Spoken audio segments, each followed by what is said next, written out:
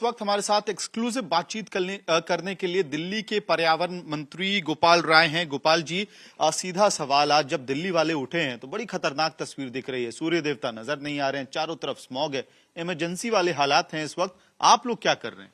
नहीं, देखिए, जिस तरह से मौसम के हालात बदले हैं और पूरी तरह से हवा की स्पीड कम हुई है, टेम्परेचर डिप कर रहा है, ऐसे में अभी दिल्ली के अंदर एक स्मॉग की स्थिति पैदा हो गई है और उसको देखते हुए सरकार ने अब कड़े कदम उठाने शुरू कर दिए हैं, जिससे कम से कम दिल्ली के अंदर के जो सोर्सेज हैं उनको और कंट्रोल किया जाए, उनको कम किया जाए।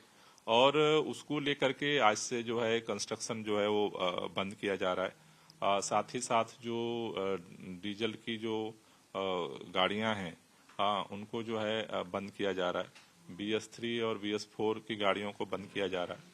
तो इसलिए अभी से अब धीरे धीरे जो परिस्थितियां बन रही हैं उसमें अब सरकार ने निर्णय लिया है कि जो जो कठोर कदम होंगे वो सरकार उसको उठाएगी।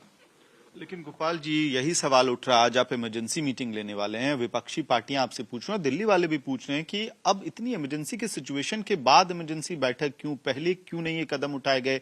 हर साल दिल्ली वालों को एक एक साफ सांस के लिए क्यों जूझना पड़ रहा है? नहीं, सरकार पहले से ही कदम उठा रही है। जो विपक्षी पार्टियां हैं, मेरा उनसे निवेदन है कि जो दिल्ली के अंदर आज जो पोल्यूशन दिल्ली के लोगों को झेलना पड़ रहा है उसमें दिल्ली से ज्यादा दिल्ली के बाहर का पोल्यूशन आ रहा है। मेरा उनसे निवेदन है कि कुछ करिए।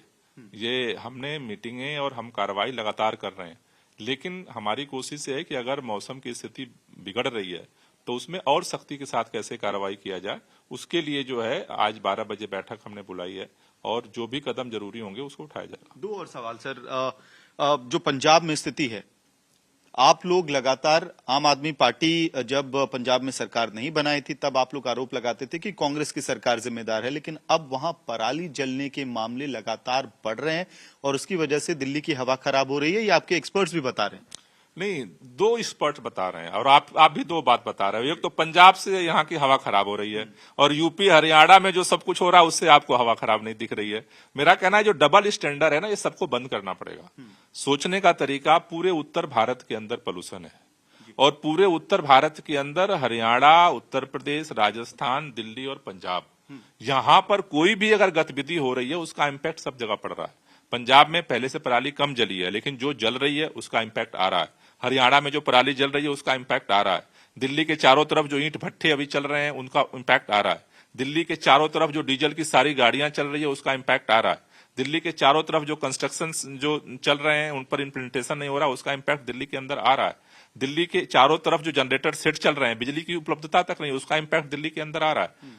हमारी कोशिश क्या है कि कम से कम हम बाहर तो लोगों से केवल रिक्वेस्ट कर सकते हैं, दिल्ली के अंदर का जो पोल्यूशन है उसको कंट्रोल करने के लिए सरकार विंटर एक्शन प्लान पे काम कर रही है और अब जो परिस्थितियां बन रही हैं उसमें और सख्त कदम उठाने के लिए सरकार तैयार है। आगे जरूरी और भी कदम उठाए जाएंगे। आपकी बात एक तरह से सही भी है कि सिर्फ दिल्ली का प्रॉब्लम नहीं है, मैं इस बात से एग्री करता हूं। फरीदाबाद इस वक्त सीवियर कंडीशन में है, गुड़गांव में वैसे ही हालात हैं, ग्रेटर नोएडा भी सीवियर कंडीशन में, गाजियाबाद सीवियर कंडीशन में। लेकिन क्या ऐसी स्थिति में केंद्र सरकार से भी आप इमरजेंसी मीटिंग की फिर से मांग करेंगे? आपने एक बैठक की है, क्योंकि आप खुद कह रहे हैं कि अगर NCR राज्य साथ नहीं आते हैं तो उस समस्या का समाधान नहीं होगा। नहीं, बार बार हम मांग करते हैं। भारतीय जनता पार्टी केवल बयान देती है, भाजपा की केंद्र में सरकार है ना, वो बात क्यों नहीं करते हैं? भाजपा की सरकार इस पर इनिशिएटिव क्यों नहीं लेती है? वो चुप क्यों हो जाती है? भाई, पिछले 2 महीने से दिल्ली का पर्यावरण मंत्री मैं हूं, 2 महीने से मैं सड़क पर हूं। भाजपा का केंद्रीय पर्यावरण मंत्री कहां है? कहां है केंद्रीय पर्यावरण मंत्री? उनकी कोई जिम्मेदारी नहीं है। पूरा उत्तर भारत में प्रॉब्लम क्रिएट हो रही है, केंद्र सरकार की कोई जिम्मेदारी नहीं है। उत्तर प्रदेश के अंदर की भाजपा की सरकार की कोई जिम्मेदारी नहीं है। हरियाणा में जो भाजपा की सरकार उसकी कोई जिम्मेदारी नहीं है, वो केवल बयान देते हैं। भाई, मैं शुरू से एक बात कहता हूं कि पहली बात ये समझना जरूरी है कि प्रदूषण की समस्या पूरे उत्तर भारत की समस्या है, एयर सेट की समस्या, ये सारा रिसर्च आ चुका है। एयर सेट को ठीक करना है तो सबको सामूहिक प्रयास करना पड़ेगा। मैं तो सरकार से सहयोग नहीं मिल रहा, आप कह रहे हैं? नहीं, सक्रियता नहीं है केंद्र सरकार की।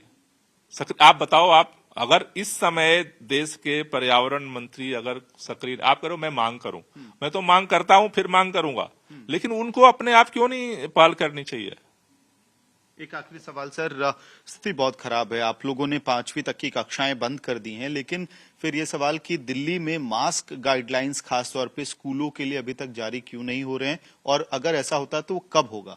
नहीं, देखिए सारी चीजों को जैसा मैंने कहा कि अभी सुप्रीम कोर्ट ने नोडल पॉइंट सीएक्यूएम को बनाया है। सीएक्यूएम सब चीज को मॉनिटर कर रहा है और उनकी गाइडलाइंस को लेकर के एक चीज को हम लोग फॉलो कर रहे हैं। अभी आज हमने बैठक बुलाई है कि अभी जो परिस्थिति, कल 350 पे एक्यूआई था, लेकिन धीरे धीरे शाम होते होते होते होते होते होते वो 400 के पार चला गया।